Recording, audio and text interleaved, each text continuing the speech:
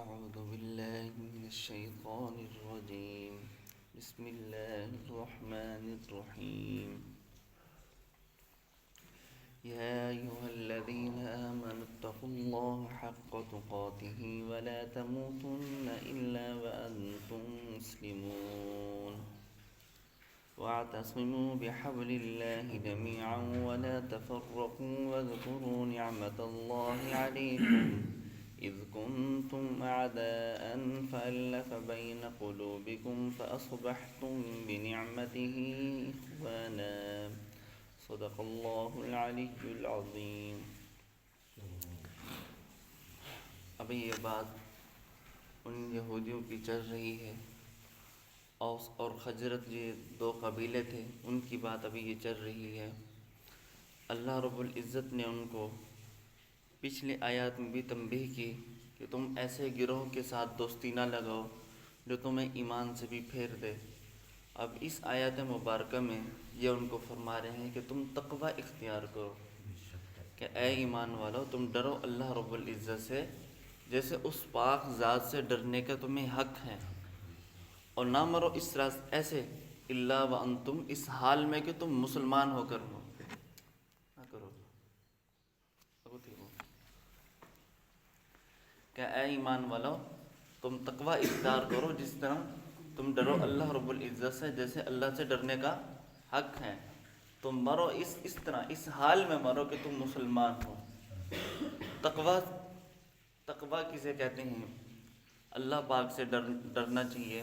تو اللہ رب العزت ان کو دوسری تنبیہ فرما رہے ہیں کہ تم اللہ پاک سے ڈرتے رہو، اور میرے محبوب صلی اللہ علیہ وسلم جو تمہیں بتائیں ان کے تم عمل سنت پر عمل کرتے رہو، اتباع کرتے رہو. اپنا راستہ تم ایجاد نہ کرو. اگر تم اپنا راستہ نکالو گے تم پھر گمراہ ہو جاؤ گے. تقوی کسے کہتے ہیں؟ ہم جو کہتے ہیں نا یہ بندہ متقی ہے، متقی کس کو کہتے ہیں؟ ایک مرتبہ حضرت عمر رضی اللہ تعالیٰ عنہ حضرت ابی بن کعب رضی اللہ تعالیٰ عنہ سے پوچھا کہ ابی بن کعب کیا آپ کو پتہ ہے تقوی کسے کہتے ہیں؟ فرمایا کہ نعم یا امیر المؤمنین، جی مجھے معلوم ہے تقوی کسے کہتے ہیں. کیونکہ اس وقت عرب کے جو جس طرح آج کل رواج ہے جبے پہنتے ہیں، بڑے بڑے ٹخنوں سے اوپر ہوتے ہیں، ٹخنوں کے نیچے کپڑا حرام ہے. حدیث مبارکہ میں آتا ہے، ترمذی شریف کی حدیث ہے، سبل الازار فی النار، جس نے اپنے کپڑے کو ٹخنوں سے نیچے کیا وہ سیدھا جہنم میں چلا جائے گا. یعنی اتنی بڑی وعید ہے اپنی شلوار کو، اپنے کپڑوں کو ٹخنوں سے نیچے رکھنا، اتنی بڑی وعید ہے. سبل الازار فی النار، جس نے اپنے ٹخنوں سے نیچے شلوار کی کپڑا کیا تو وہ سیدھا دوزخ میں چلا جائے گا. تو عرب کا اس وقت رواج تھا، بڑے بڑے جبے پہنتے تھے، ٹخنوں سے اوپر ہوتے تھے. یہ تین قسم کے کرتے آپ صلی اللہ علیہ وسلم سے ثابت ہیں. ایک یہی جبہ جو عرب کے عام لوگ یہ پہنتے ہیں.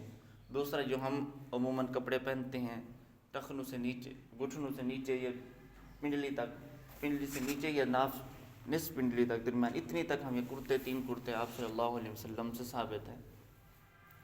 تو حضرت ابی بن کعب رضی اللہ تعالیٰ عنہ کیونکہ جبہ پہنے ہوئے تھے، بڑا کپڑا تھا، تو اپنے آپ کو سمیٹنے لگے، سمیٹا اور جھاڑی دار جو کانٹیں تھی اس کے اندر سے گزرنے لگے. تو حضرت عمر رضی اللہ تعالیٰ عنہ کو یہ سکھایا کہ تقوی بھی دیکھو، جس طرح میں اس راستے سے گزرنا چاہتا ہوں لیکن اس راستے سے سارے کانٹے ہیں، اور میں یہ چاہتا ہوں کہ یہ کوئی کانٹے میرے کپڑے کو نہ چبھے، کہیں مجھے راستے میں تنگی نہ ہو، تو میں اس لیے اپنے کپڑوں کو سمیٹ رہا ہوں تاکہ میں اس راستے پہ چلوں تو ٹھیک ہو کر چلوں. تو انہوں نے یہ سمجھا دیا کہ جو تقوی کا راستہ ہے وہ یہی ہے کہ تم اپنے آپ کو اس طرح سمیٹ لو، اللہ پاک کے حکم کو مانو، اور جن سے منع کیا ان سے رک جاؤ، اپنے آپ کو گناہوں سے بچا کر چلو، یہی تقوی ہے. یعنی کہ اپنے آپ کو گناہوں سے بچا کر چلو، یہی تقوی ہے. تو اللہ رب العزت نے ان سے فرمایا وَلَا تَمُوتُنَّ إِلَّا وَأَنْتُمْ مُسْلِمُونَ، اگر تم مرو اس حال میں مرو کہ تم مسلمان ہو. یہ تم پھر کیسے ہوگا؟ یہی ہوگا جو تم احکام اسلام پر احکام کے پوری عمل کرتے رہو گے. جن چیزوں کا میں نے آپ کو حکم دیا وہ آپ کرتے رہو گے، جن سے میں نے تمہیں منع کیا وہ تم اس سے بچتے رہو گے، پھر یہی انجام ہوگا. تم پھر اسلام اور حیات والی تمہاری جو موت آئے گی تو اسلام اور ایمان والی موت آئے گی. آتے ہیں نا اللہم من احییتہ منا فاحیہ علی الاسلام، اے اللہ اگر تم ہمیں زندہ رکھنا چاہتا ہے تو زندہ رکھ اسلام پر.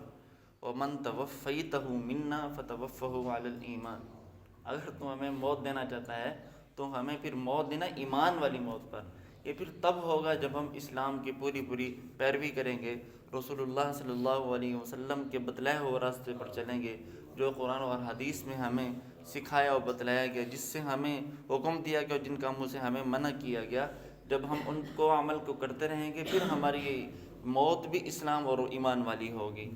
وَاعْتَصِمُوا بِحَبْلِ اللَّهِ جَمِيعًا۔ دعا ہے کہ اللہ رب العزت مجھے اور آپ کو بھی متقی بنائے، اپنے حکم پر عمل کرنے کی، رسول اللہ صلی اللہ علیہ وسلم کی تعلیمات پر عمل کرنے کی توفیق عطا فرمائے۔ وما علینا الا البلاغ المبین۔